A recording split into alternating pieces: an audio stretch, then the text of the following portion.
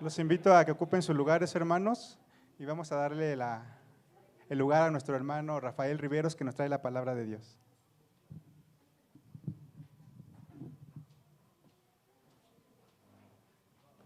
Por aquí me regalaron otra computadora. ¿Alguien sabe quién es? ¿No oye? No lo oye. Gracias por la bendición, Mateo. Muy bien. Ok, gracias. Gracias, Alex. Muy bien, hermanos, vamos a la palabra del Señor esta mañana en Romanos capítulo 5. Acompáñenme todos con sus Biblias, smartphone, tablets.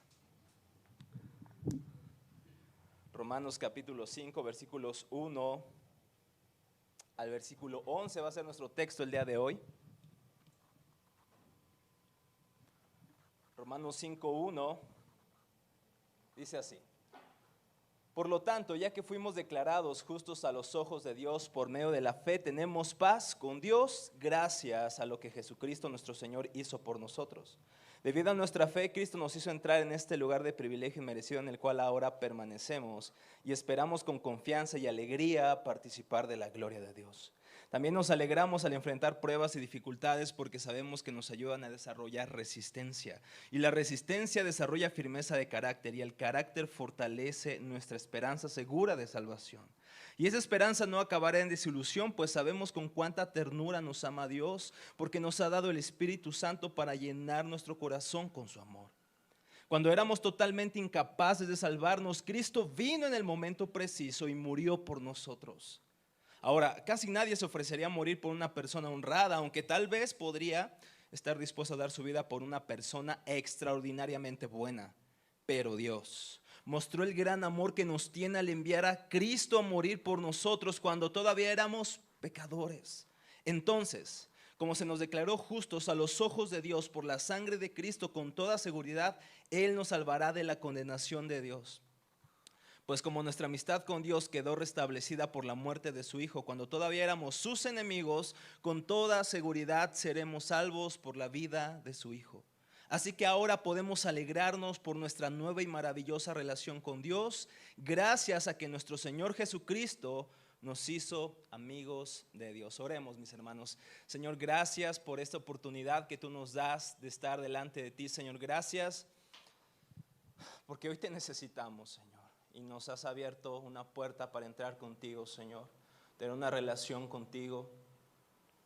Aquí estamos, Señor, con nuestras dificultades, como oraba Rodrigo. Aquí estamos rotos, Señor, cargados de nuestros pecados, de nuestros ídolos, tentaciones, presiones en el trabajo, en nuestra familia. Hoy te necesitamos tanto como el primer día en que creímos en ti, Señor. Espíritu Santo, comunica a Cristo en nuestros corazones, que el día de hoy podamos conocerle más. ¿Por qué te necesitamos? Abre nuestros ojos, Señor. Espíritu Santo, haz real el amor del Padre en nuestros corazones. Y que el día de hoy podamos ser animados con tu precioso y bendito evangelio. En el nombre de Jesús oramos. Amén. Mis hermanos, conforme a este texto, me gustaría meditar con ustedes en tres ideas principales. El fruto de la justificación, lo vamos a ver en los versículos 1 al 2, el fruto de la justificación. Número 2, el triunfo de la justificación, de los versículos 3 al 5, el triunfo de la justificación. Y por último, el gozo de la justificación, de los versículos 6 al 11. A este sermón le he titulado El fin de la crisis y el principio y el gozo de la esperanza. Es el título que Rodrigo me sugirió, porque yo le puse a este sermón las felices consecuencias de la salvación. Las felices consecuencias o de la guerra a la paz. ¿Cuál prefieren? Elijan el que ustedes gusten. Una niña de 9 años fue violada en el 2014 y asesinada en Estados Unidos. Y contra todo pronóstico, el padre de esta niña, llamada Felicia Williams, perdonó al agresor y al asesino. Y mientras estaban ante el juez, Jerome Williams, el padre de Felicia, se paró frente a la audiencia y le dijo directamente al acusado: no soy como todos los demás, hermanos, no tengo ninguna mala voluntad contra ti. El viaje que tienes por delante va a necesitar a Dios, te perdono. No soy como todos los demás, he estado donde tú has estado. Todavía se supone que debo de estar donde tú estás, pero Dios me liberó y eso es lo que hará por ti. Puede que no te libre físicamente, pero espiritualmente lo hará.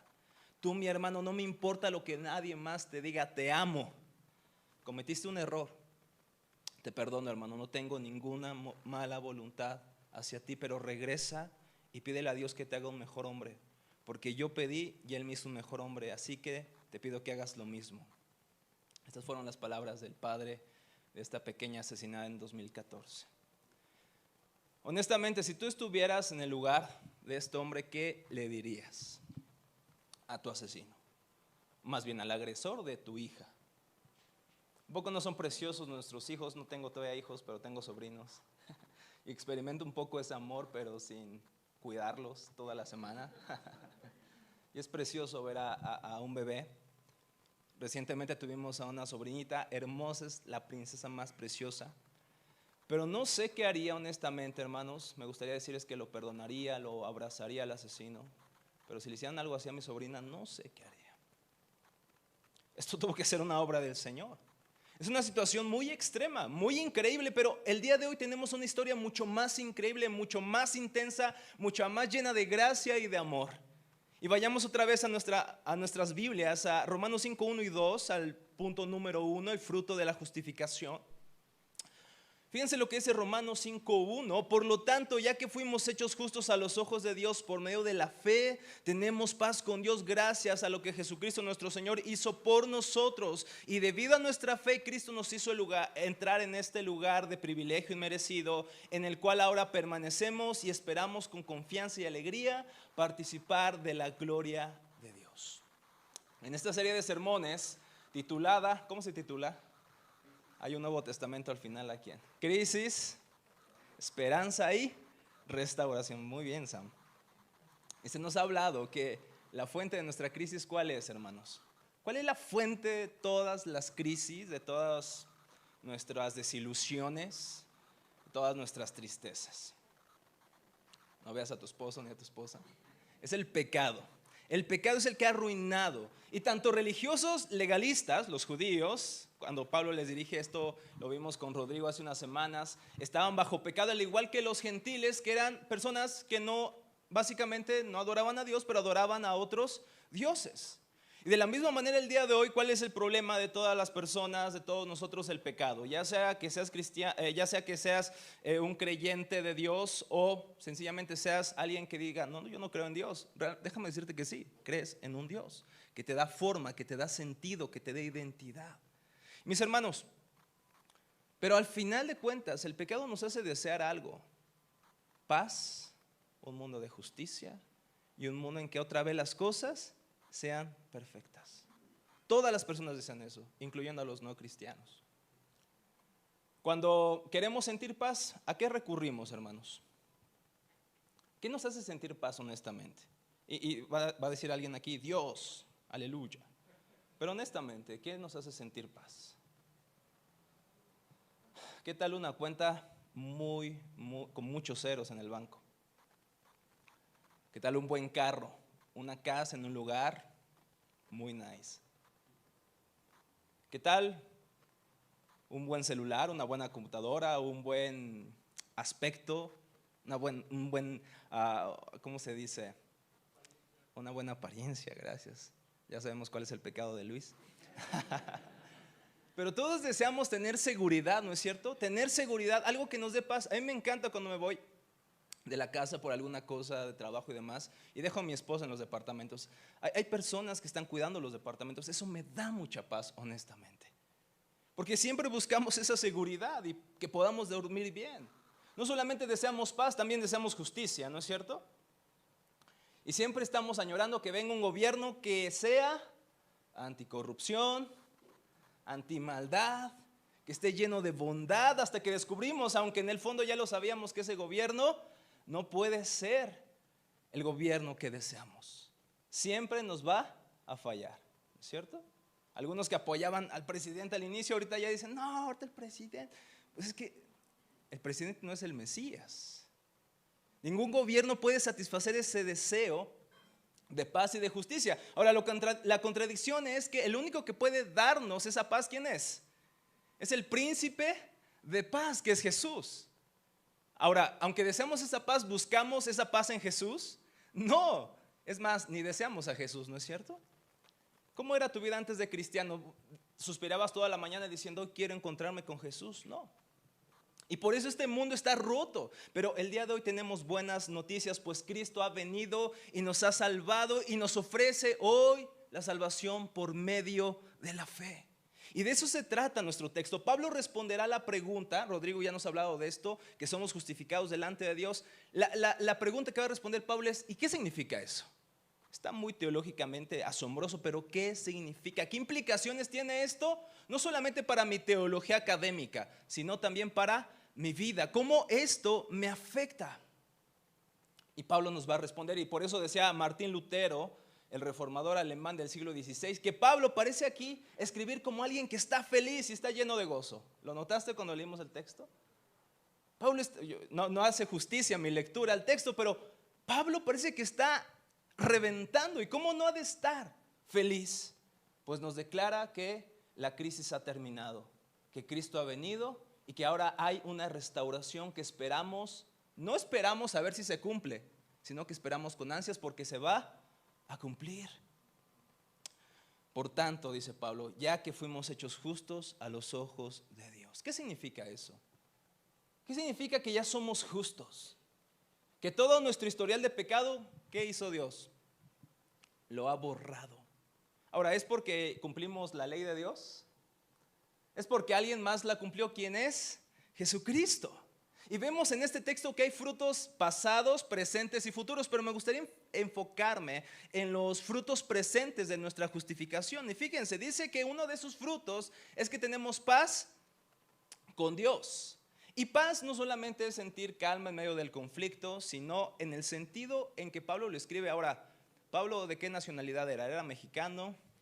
¿Era de Haití? ¿De dónde era? Era judío. Ahora, para los judíos, shalom o paz no solamente significaba que estés relax en tu vida, sino que tengas prosperidad, que tengas bienestar y salvación. Y de hecho, los que han visto The Chosen sabrán lo que hablo, ¿verdad? ¿Cómo se despiden los personajes? ¿Cómo? Shalom, shalom, ¿no es cierto? ¿Y qué significa eso? Cuando dices shalom es, te deseo bienestar, pero cuando dices shalom, shalom es, brother, te deseo lo mejor en tu vida. Que la paz de Dios repose sobre tu vida. Y eso es básicamente lo que Pablo dice. Ahora hay bienestar, ahora hay paz con Dios. Pero si tenemos ahora paz con Dios, es porque antes había entre nosotros y Dios, ¿qué? Había un conflicto, había una guerra. Fíjense lo que dice Tim Keller, muy citado en este púlpito. Dice, la paz con Dios significa que antes de nuestra salvación había una guerra entre Dios y nosotros. Y por lo menos podemos saber esto por dos cosas. Número uno, porque cuando pecamos no solamente estamos quebrantando la ley de Dios, sino que nos sentimos con derecho de poner nuestras reglas. ¿No es cierto? ¿Te gusta que los demás te digan cómo vivir?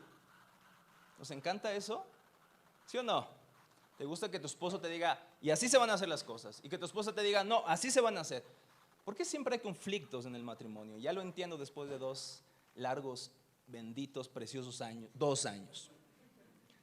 Siempre va a haber tensión porque siempre queremos imponer nuestra voluntad, ¿no es cierto? Con la otra persona. Nos encanta que nos escuchen, pero no queremos escuchar. Por eso estamos en conflicto con Dios, porque Dios es el creador y Él dice cómo deberíamos vivir, pero decimos desde nuestro corazón, no es cierto. Yo hago lo que se me antoja. Como dijo el salmista mexicano, no, yo hago siempre lo que quiero y mi palabra es la ley. No tengo, Manolo, no está Martita, de una vez, no tengo trono ni reina, ni nadie que me comprenda. Y ese es nuestro salmo, pero sigo siendo el rey. Eso nos encanta. Porque eso básicamente es la realidad de nuestros corazones antes de Dios. No éramos personas que amaban a Dios, detestábamos a Dios. ¿Por qué? Porque Él nos dice cómo deberíamos vivir y no nos gusta eso. Dice el Salmo 14:1, el necio dice en su corazón, no hay Dios. No dice que no hay Dios por falta de una evidencia intelectual. Porque, como dice Pablo en Romanos 1, porque Dios se ha hecho evidente a través de lo creado. Y el Salmo 19:1 dice que los cielos cuentan la gloria de Dios. No es un asunto intelectual el ateísmo, es un asunto del corazón. Es que no deseamos a Dios. Y segundo, estamos en guerra con Dios porque cuando pecamos nos estamos metiendo en problemas con su santa y divina voluntad, y por lo tanto Dios, que es justo, debería pagar con la muerte el pecado, porque la paga del pecado es la muerte. Entonces no solamente nosotros estamos en conflicto con Dios, Dios, aparte de Cristo, está en conflicto con nosotros. Fíjense lo que dice Efesios capítulo 2 versículo 3. Efesios 2:3. Dice: en otro tiempo vivíamos en las pasiones de nuestra carne, satisfaciendo los deseos de la carne y de la mente, y éramos por naturaleza hijos de ira, lo mismo que los demás. Y aquí le está hablando a cristianos, ¿ok? El versículo 1 dice: estando muertos en delitos y pecados, Él nos dio vida. Pero antes de ello éramos hijos de ira. Hermanos, estábamos en guerra, en conflicto con Dios, y Dios debería habernos atravesado con la lanza de su ira, pero en medio de esa descarga justa de ira, se atravesó un justo, alguien que no merecía esa muerte, por aquellos que sí la merecían. Recuerda la historia del principio, es muy conmovedora y es real. Pero esta historia de la salvación es mucho más real, es mucho más gloriosa. Douglas Moo, un erudito del Nuevo Testamento, les recomiendo mucho a aquellos que les gusta estudiar teología, es excelente. Dice: todo lo que Dios tiene para nosotros debemos encontrarlo en o mediante Jesucristo nuestro Señor. ¿Por qué ahora estamos en una nueva relación con Dios? Antes había guerra, ahora hay paz. ¿Por qué razón? Fíjense, les voy a leer solamente algunas partes de nuestro texto el día de hoy que se refieren a en Cristo o por medio de Cristo. Todas las bendiciones que tenemos, ¿es por nuestro desempeño? No. ¿Es por nuestra belleza? No. ¿Es por nuestro conocimiento? No. Todas las bendiciones que hoy disfrutamos es gracias a Cristo Jesús. Y alguien, si me regala una agüita, se los agradecería muchísimo. Fíjense lo que dice: gracias a lo que Jesucristo nuestro Señor hizo por nosotros. Cristo nos hizo entrar en este lugar de privilegio inmerecido. Gracias, José Luis. Cristo nos hizo entrar en este lugar de privilegio inmerecido en el cual ahora permanecemos. Cuando éramos totalmente incapaces de salvarnos, Cristo vino en el momento preciso y murió por nosotros. Al enviar a Cristo a morir por nosotros, por la sangre de Cristo, por la muerte de su Hijo, por la vida de su Hijo, gracias a que nuestro Señor Jesucristo nos hizo amigos de Dios. ¿Pueden ver? Todas las cosas que tenemos es por alguien, no por nosotros. Nosotros no hacemos nada, porque no hay nada en nosotros para despertar el amor de Dios. ¿Qué le podemos traer a Dios hoy, hermanos? ¿Un amor perfecto? ¿Un amor impecable? ¿O un amor manchado de pecado? Pero por Cristo tenemos paz con Dios. Ahora quiero que entiendas muy bien esto, porque la palabra con en español solamente hay una, ¿no? Con y ya, o junto a, pero solamente hay una expresión con. En griego, sin embargo, hay tres. Hay una que es sun, que es algo que sucede al mismo momento, como en sincronizar. Meta, que es estar al lado de alguien próximo, es como cuando tocan los músicos, están al lado uno del otro. Pero hay otra palabra en griego que es pros, que significa una relación cara a cara, como cuando estás dándole besitos a tu esposa cuando se despierta. Esa es la palabra. Estar no solamente con alguien al lado, sino estar frente a alguien, tener una intimidad con alguien. Así que nuestra relación con Dios no es una relación lejana donde solamente venimos a la iglesia, es una relación cara a cara, íntima, hermanos. Ese es el conocer a Dios. No solamente poseer verdades en la mente de quién es Dios, no solamente confesar nuestro credo, no solamente recitar nuestras creencias, es tener una relación íntima con Dios. Tienes una relación íntima con Dios, hermanos, porque Cristo pagó por eso. No para que solamente lo escuches el domingo. Es para que puedas intimar con Él en la semana, en la oración y en la palabra. Estamos aprendiendo los miércoles acerca de la oración, ¿no es cierto? ¿Y cuál es el propósito de la oración, hermanos? ¿Sacarle las cosas que yo quiero a Dios? Hacemos peticiones, desde luego. Pero el principal objetivo de la oración es estar cara a cara con el Señor, tener un encuentro con el Señor. Antes era un enemigo, ahora es lo más increíble que jamás habíamos tenido. Y fíjense lo que dice también Pablo. Y debido a esto, Cristo nos hizo entrar en un lugar de privilegio inmerecido en el cual ahora permanecemos. ¿Cuál es este lugar inmerecido? Dice Pablo, dice otra versión de la Biblia, a esta gracia. Cristo es el que nos hace entrar en un lugar de gracia con el Señor. Así que tenemos paz con Dios, estamos en la gracia del Señor y nuestra vida es, hermanos, de principio a fin, gracia. Y ahora vamos a los frutos futuros. Fíjense el versículo 2 lo que dice. Frutos futuros. Versículo 2 dice, esperamos con confianza y alegría participar de la gloria de Dios. Aprendimos semanas atrás con Rodrigo que jactarse en el conocimiento, en nuestras proezas, en nuestras riquezas es necedad. Pero jactarnos en nuestra salvación no solamente es esperado, sino algo apropiado. ¿En qué nos jactamos? Dice Pablo. En la gloria de Dios. ¿Qué significa eso?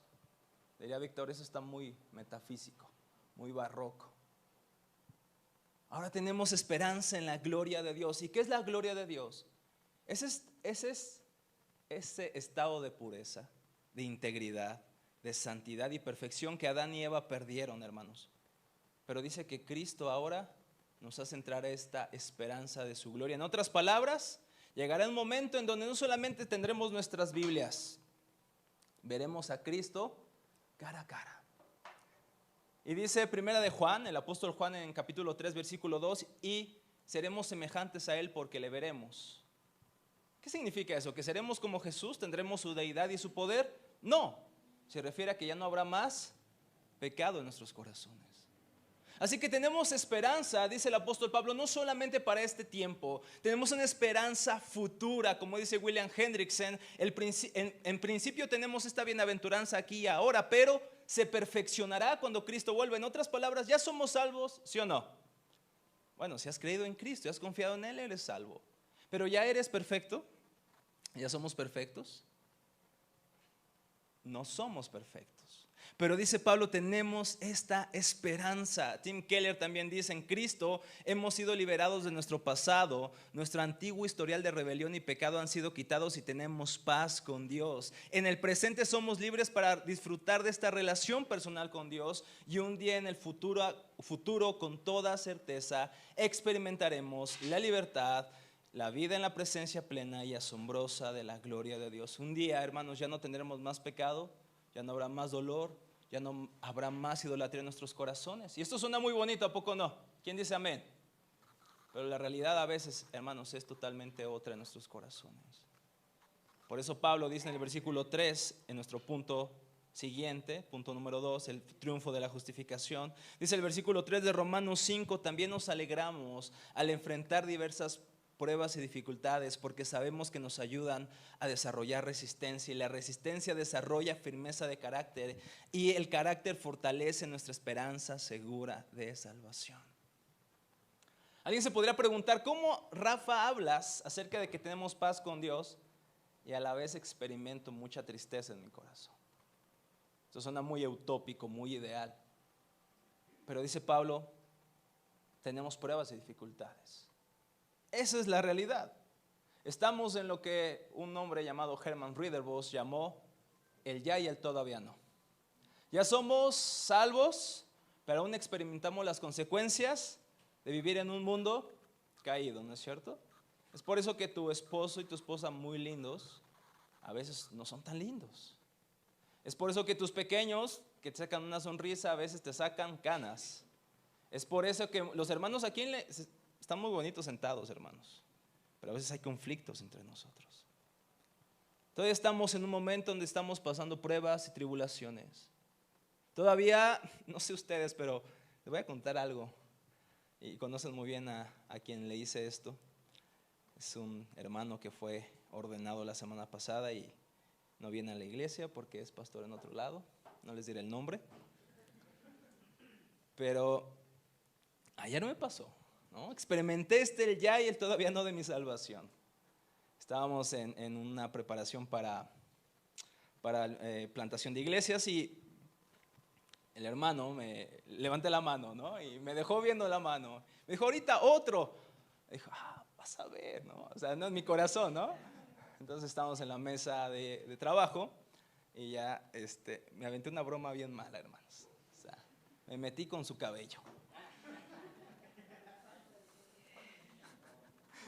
Cuando hice eso, me dice un amigo, qué mal chiste. Dije, no, qué mal pecador, qué mal cristiano. Experimento eso todavía, esos arranques de ira, esos arranques de venganza. No, y eso lo entendemos muy bien otra vez los casados, ¿verdad? Cuando no hacen lo que queremos, es fácil vengarnos con el silencio o con el no dar lo que deberíamos dar a la otra persona. Vivimos en este mundo, lamentablemente. Entonces, ¿cómo está eso de que tenemos paz con Dios y a la vez tenemos unos conflictos bien fuertes? A veces no experimentamos esa paz, honestamente. A veces nos cuesta creer que Dios está con nosotros, sobre todo cuando hemos pedido algo a Dios y vemos que Él nos responde. Cuando a otras personas les parece ir mejor y aún los que no conocen a Dios parece que todo va viento en popa. Pero nosotros nos damos cuenta que no vivimos en esa paz, que parece que otros que no son cristianos sí tienen. ¿No es cierto? Pero fíjense lo que dice Pablo. Nos alegramos. Pablo, ¿qué te pasa? Como que aquí ya no fue inspirado por el Espíritu Santo, ¿verdad? Como que aquí se le fue la inspiración. No, el Espíritu Santo estaba inspirando a Pablo. Y dice, y nos gloriamos en las pruebas, no a pesar de las pruebas, sino en las pruebas. Y no es masoquismo de que amamos el dolor. Pablo dice, ¿por qué podemos gozarnos en nuestras dificultades? Y de hecho, otros apóstoles están de acuerdo con Pablo. Por ejemplo, en 1 Pedro 1:6, Pedro dice lo mismo. Santiago 1:2 dice lo siguiente: amados hermanos, cuando tengan que enfrentar cualquier tipo de problemas, ¿qué debería decir el texto? Agüítense, lloren. No, considérenlo como un tiempo para alegrarse mucho. ¿Por qué, hermanos? Dice Pablo, porque las pruebas producen resistencia. ¿Qué es esto?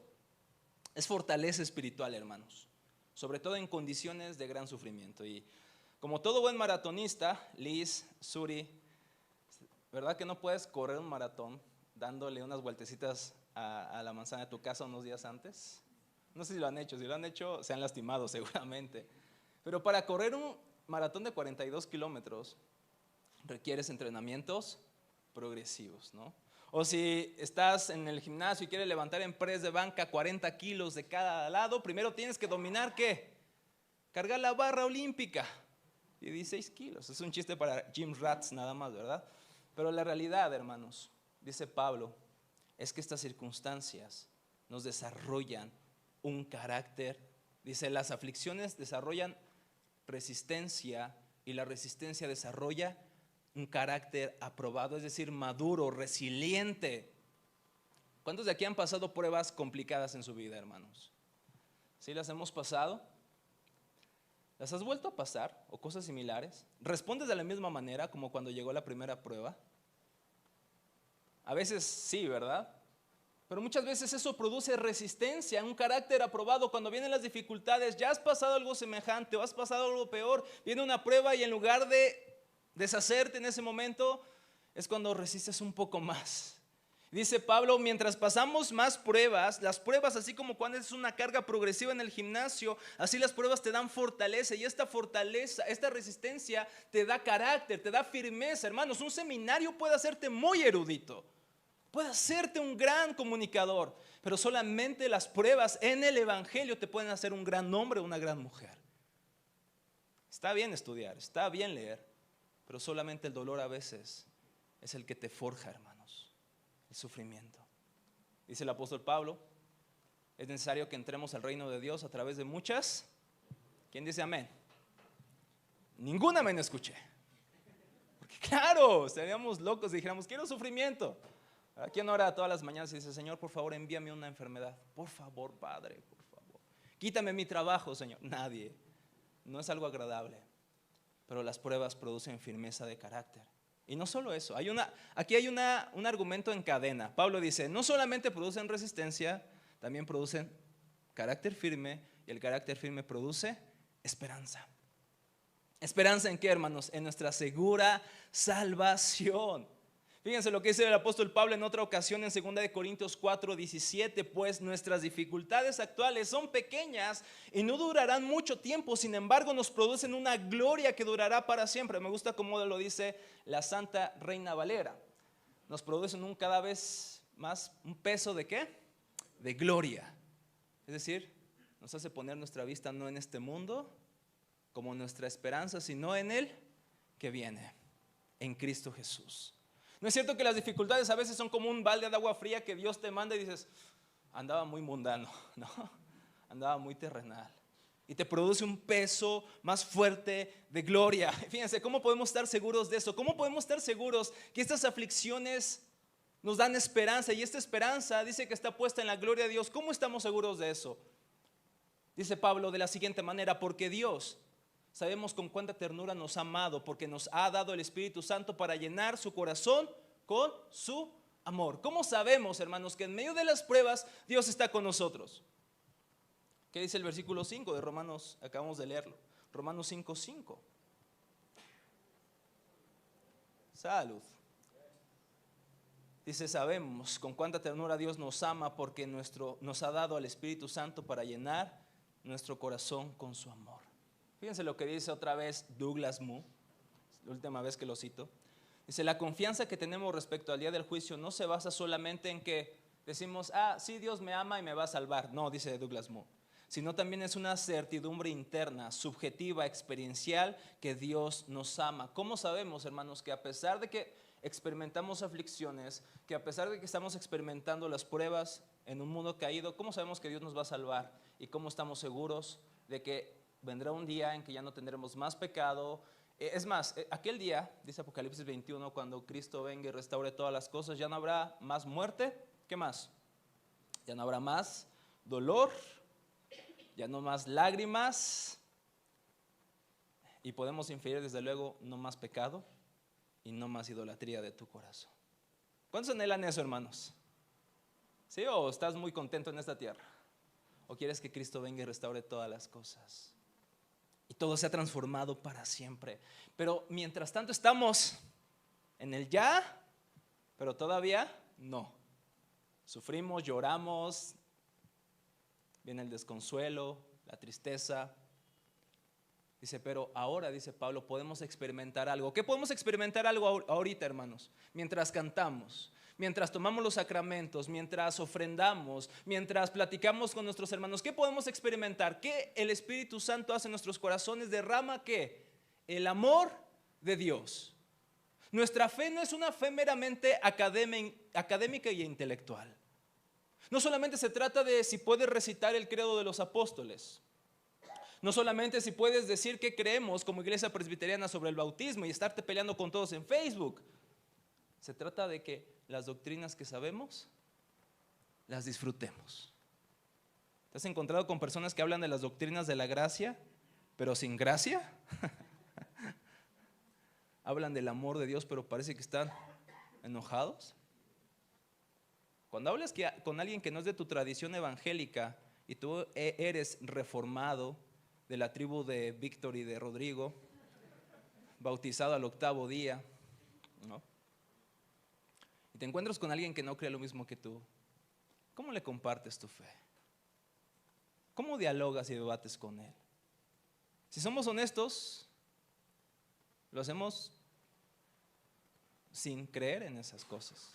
Sí, probablemente sepas mucha teología reformada, pero si esto no está cambiando nuestro corazón, si nuestra fe no la estamos experimentando, si solamente es una fe de labios y no una fe que estamos experimentando, ¿tienes esa fe?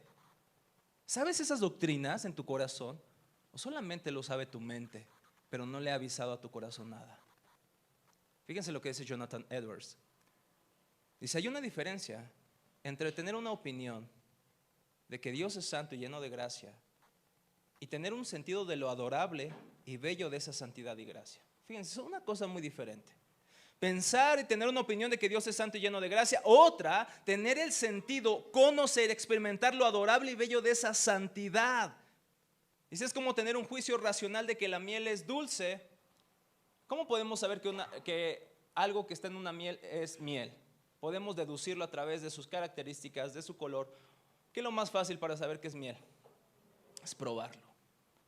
Lo que dice Pablo es que no solamente podemos contentarnos con tener ideas sobre Dios, sino que podemos experimentar ese amor de Dios en nuestros corazones, mis hermanos. Y por eso, cuando pasamos aflicciones, las aflicciones nos recuerdan: Dios no te odia, Dios no te ha abandonado, Dios no te ha dejado a tu suerte. Tu Padre te ama y el Espíritu Santo hace que ese amor sea real. Y a veces las aflicciones son el teatro de Dios para experimentar ese amor. A veces cuando se nos quita todo, es cuando decimos: Dios, aquí estoy, soy yo de nuevo. Te necesito, te necesito. ¿Quién necesita hoy el amor del Señor en su corazón? Yo la verdad estaba muy nervioso para predicar. Mientras estábamos cantando Sé tú mi visión, conocí, experimenté el amor del Señor. Muchos nada más llegan a la predicación a lo bueno, ¿verdad? Decimos. Pero cuán precioso es experimentar el amor de Dios con los hermanos, cantando, adorando al Señor. ¿Qué es lo que estamos haciendo ahorita, hermanos? Adorando al conocer a Dios. ¿Cómo vamos a adorar a aquel que no conocemos? Y por eso vamos a la palabra. ¿Qué hacemos al ofrendar? Adoramos. ¿Qué hacemos al compartir nuestros alimentos, nuestras pláticas con los hermanos? Adoramos. Y el Espíritu Santo puede usar todos esos elementos para llenar tu corazón. ¿Cuántas veces hemos venido así rotos, cantamos una alabanza y el Señor llena nuestros corazones? ¿Cuántos hemos venido realmente hartos incluso de nuestra vida y la palabra del Señor ha saturado nuestros corazones con el amor de Dios? ¿O cuántas veces ni uno ni la otra, pero un hermano te dice: mi hermano está orando por ti, ¿en qué te puedo ayudar? Mi hermano, allá te va esta ofrenda, tienes esa necesidad, yo la cubro. Wow. El Espíritu Santo usa estos medios. Y para terminar, mis hermanos, este gozo es algo real. Vamos a nuestro punto número 3, el gozo de la justificación. Quiero que me acompañen con sus miradas a Romanos 5. Vamos a leer otra vez este texto que parece brillante. 5, 6 al 11. Romanos 5, 6 al 11. Fíjense lo que dice. Cuando éramos totalmente incapaces de salvarnos, Cristo vino en el momento preciso y murió por nosotros, pecadores. Ahora bien, casi nadie se ofrecería a morir por una persona honrada, aunque tal vez alguien podría estar dispuesto a dar su vida por una persona extraordinariamente buena. Pero Dios mostró el gran amor que nos tiene al enviar a Cristo a morir por nosotros cuando todavía éramos pecadores. Entonces, ¿cómo se nos declaró justos a los ojos de Dios por la sangre de Cristo? Con toda seguridad Él nos salvará de la condenación de Dios, pues como nuestra amistad con Dios quedó restablecida por la muerte de su Hijo, cuando todavía éramos sus enemigos, escuchen esto, hermanos, con toda seguridad, certeza, seremos salvos por la vida de su Hijo. Así que ahora podemos alegrarnos por nuestra nueva y maravillosa relación con Dios, gracias a que nuestro Señor Jesucristo nos hizo amigos de Dios. El argumento de Pablo se puede resumir de la siguiente manera: algunas personas apenas morirían por alguien que sería extraordinariamente bueno. Pero a ver, dígame, papás, ¿entregarías a tus hijos por 5 maleantes, asesinos, ladrones? No, está muy difícil. ¿Darías a tu hijo por 5 vecinos que no son tan malos? Está difícil todavía, ¿verdad? ¿Darías a tu hijo por la persona que está a tu lado? ¿Por el pollo? ¿Por qué no? El pollo es bien buena onda. Es apenas, dice el apóstol Pablo. ¿Alguien daría a su hijo por alguien extremadamente bueno? Pero ¿quién conoce a alguien extremadamente bueno, hermanos? Alguien extraordinariamente que, wow, esa persona es buenísima. Bueno, yo creo que mi mamá y mi esposa, ¿no? Pero no sé si entregaría a mis hijos. Pero dice el texto, pero Dios. Esta palabra es gloriosa en el Nuevo Testamento. Pero Dios. Siempre se nos dice, ustedes están bien rotos. Pero Dios, es la frase más gloriosa. Pero Dios, dice, envió a su Hijo a morir, no por personas excepcionales, sino por los más viles pecadores. ¿Amén? Claro que sí. Si somos honestos, somos los más viles pecadores. Y dice el apóstol Pablo, casi nos persinamos, ¿verdad? Yo soy el más el primer o el más grande pecador.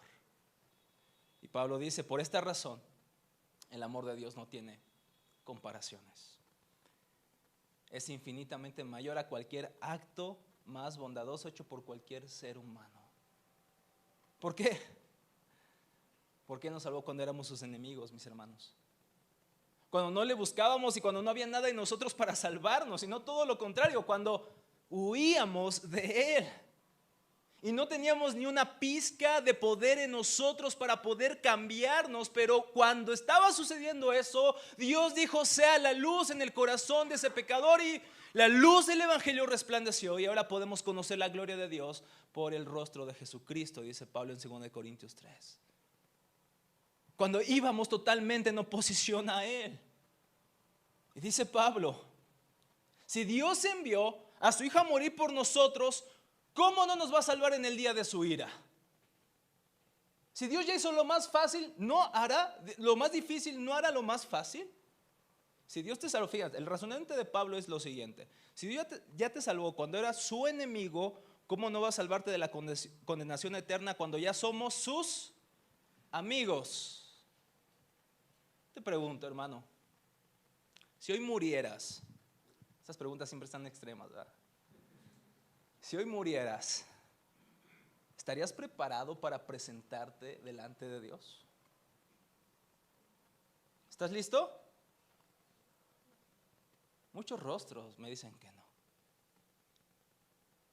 ¿Por qué? Porque interiormente pensamos que aún necesitamos hacer algo, ¿no? Híjole, no le pedí perdón a mi esposa. Tengo un problema con mi amigo. La otra vez dijo una mentira. Pero el texto dice que nuestra salvación no es una probabilidad, hermanos. Es una certeza. Si el Señor hoy nos mandara, o nos enviara, o nos tomara a su presencia, estamos seguros que gozaríamos, mis hermanos, de una gloria más grande de lo que podemos pensar. Y nuestro hermano Javi ya está disfrutando de esa gloria. Está con Cristo. No, a ver si vemos a Javi. No, vamos a ver a Javi. Y más sano que nada. Hermanos, es una certeza. Si el Señor hoy viniera y juzgaría a todo el mundo, fíjate lo que dice Jesús en Juan 5:24. En verdad les digo, el que oye mi palabra, fíjense, y cree al que me envió tiene vida eterna y no vendrá la condenación porque ha pasado de muerte a vida. Hermanos, que estás luchando con la seguridad de tu salvación, presta atención a este texto. Tu salvación es una seguridad. Oye, Rafa, es que estoy luchando. Oye, Rafa, es que aún sigo con estas luchas en mi corazón. Cree en Cristo y no vendrás a condenación. Y el Espíritu Santo se encargará de santificarte poco a poco. Pero tu salvación es segura si has creído en Él. No tenemos que esperar en el día del juicio para saber si vamos a estar en la lista. Si hoy conoces a Cristo y pones tu esperanza en Él, el día de la ira tú serás salvo. No porque eres mejor que otros, es porque estamos ¿en quién, hermanos? En Cristo Jesús. ¿Por qué no tendremos que enfrentarnos a esa ira, hermanos? Porque Cristo se enfrentó allá en la cruz. Eso es lo que recordamos en la mesa del Señor. Como siempre Víctor y Rodrigo nos recuerdan, ¿quiénes son dignos? ¿Quiénes son dignos? No, la pregunta es, ¿cuántos indignos hoy vendrán a Jesús? Aquel que fue atravesado por la ira de Dios, aquel que bebió la santa copa perfecta ira de Dios. Dije que ya no iba a citar a Douglas Moo. Se dan cuenta que me gusta mucho este escritor. Su comentario es muy bueno. Dice, lo que Dios ha comenzado justificándonos y reconciliándonos va a concluirlo de forma triunfal, salvándonos de la ira. Si hoy Cristo viniera, hermanos, deberíamos sentir terror. Si tú nos visitas por primera vez, aún no has confiado en Cristo, sí deberías sentir terror. Porque el día en que Cristo venga, juzgará a aquellos que se oponen a Él. aplastará a sus enemigos. Pero sabes, no tienes que pasar ese día si hoy confías en Cristo. Tú dirás, Dios puede perdonar mi pecado. Dios puede darme a mí salvación. Porque las personas que veo a mi alrededor son muy buenas, se ve que son personas muy buenas. Hermanos, ¿qué les podríamos decir a una persona que piensa así de nosotros? Todo lo malo en mí es por mí, pero si ves algo bueno en mí es por en Cristo. Y si eres cristiano, el día que Cristo venga debería ser el día más feliz. ¿Por qué nos da miedo a los cristianos pensar en la segunda venida de Cristo? Por ver dejados atrás, ¿verdad, hermanos? Esas películas nos traumaron. Pero hermanos, creemos en Cristo, mis hermanos, y ahora anhelamos ese día en que por fin, dice que ya terminé de predicar mi cronómetro. Ese día por fin vendrá, hermanos, y se acabará todo el pecado, todo el dolor, toda la angustia. Y por eso oramos hoy, Señor, ven. Si hoy quieres venir, ay, es que Rafa, hice proyecciones para mi negocio. ¿No? Es que quiero otro niño. Es que voy a predicar. Si Cristo viene hoy, precioso ese día. Qué precioso sería que ahorita Cristo viniera, ¿no? Ahorita en el culto, ¿no? Antes de orar, decir amén, que Cristo viniera. Y desde los cielos nos tomara, hermanos, y nos llevara en gloria a reinar con Él para siempre. Pero no solamente eso, hermanos. Por último, Pablo dice, ahora nos alegramos por nuestra nueva y maravillosa relación con Dios gracias a que nuestro Señor Jesucristo nos hizo amigos de Dios. Ya no tenemos que acercarnos a Dios hoy por miedo solamente, ¿no? Por terror de que si hoy no me acerco a Dios, Dios me va a castigar. No, dice que ahora nos deleitamos en Dios. Fíjense lo que dice Thomas Watson. Conocer a Dios fuera de Cristo es conocerlo como un enemigo, como vimos al principio. Pero conocerlo en Cristo es dulce y delicioso, hermano. Vuelve tu mirada otra vez al texto. Ahora nos alegramos por esta relación de Dios como amigos por medio de lo que Cristo hizo.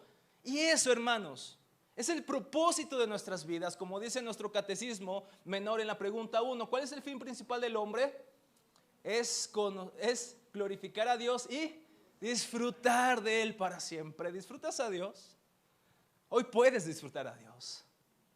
No solamente te conformes con escuchar una predicación, no solamente te conformes con venir a un culto el domingo, ve a la palabra, ve la oración cuando nadie te ve, cuando nadie te puede agradecer, cuando nadie te puede reconocer, ve y disfruta a Dios. Solo esto es por medio de Cristo Jesús. Como es el Salmo 16:11, me darás a conocer la senda de la vida, en tu presencia y plenitud de gozo, en tu diestra y deleites para siempre. Hoy es una invitación que vengamos a deleitarnos en el Señor por medio de la obra de Cristo. Ahora Dios es nuestro amigo, si es nuestro Dios, si es nuestro Señor, pero también es nuestro Padre y amigo. Y esto es una relación que podemos disfrutar el día de hoy, mis hermanos. No te conformes con una fe intelectual, que esta fe transforme tu corazón. Deleítate en el Señor por medio de Cristo. Amén. Señor, gracias. Gracias, Señor, por tu palabra. Gracias porque hoy podemos meditar, Señor, en estas verdades tan gloriosas que tenemos en Cristo. ¿Qué predicador pudiera expresar, Señor, con justicia todas las bendiciones que nos has dado únicamente en Cristo? ¿Quién pudiera venir a la mesa, Señor, si no estuviera en Cristo? ¿Quién pudiera levantar sus manos y cantar tus maravillosos atributos si no es por medio de Cristo? ¿Quién pudiera hoy acercarse, Señor, en oración a ti si no fuera por Cristo, Señor? ¿Cómo pudiéramos deleitarnos en ti si no fuera por Cristo? Que esta verdad quede grabada en nuestros corazones, Señor. No permitas que esta predicación solamente descanse en nuestras notas o en nuestra cabeza. Que esto sea una realidad, Espíritu Santo. Y tú sabes que el predicador no puede lograr este efecto. Pero si tú, Espíritu Santo, trasladas esta verdad a nuestros corazones, podemos no solamente disfrutar intelectualmente a Dios, podemos conocerlo en nuestros corazones. Que estas verdades del Evangelio nos transformen, Señor. Transformen la forma en que vivimos, la forma en que desarrollamos nuestros trabajos, llevamos a cabo nuestras relaciones. Que esto transforme la totalidad de nuestras vidas, Señor. Y oro por mis hermanos que el día de hoy vinieron rotos, quebrados. Espíritu Santo, llena su corazón de tu amor. Espíritu Santo, hazles conocer el consuelo del Evangelio. Y aquellos que aún no han confiado en ti, Espíritu Santo, si es tu voluntad, cambia sus corazones y que puedan comprender desde su corazón esta realidad, que tú nos amas y nos has dado a Cristo, nuestro Señor. Y ahora podemos ser amigos tuyos. Y no solo eso, Señor, esperamos que tú vengas y restaures nuestra vida, Señor. Deseamos gozarnos con todos los santos de todas las edades en tu gloria, donde te veremos tal cual tú eres, Señor. El velo de tu gloria se descorrerá, Señor, y te veremos de una manera que jamás lo hemos hecho. Y el gozo que hoy experimentamos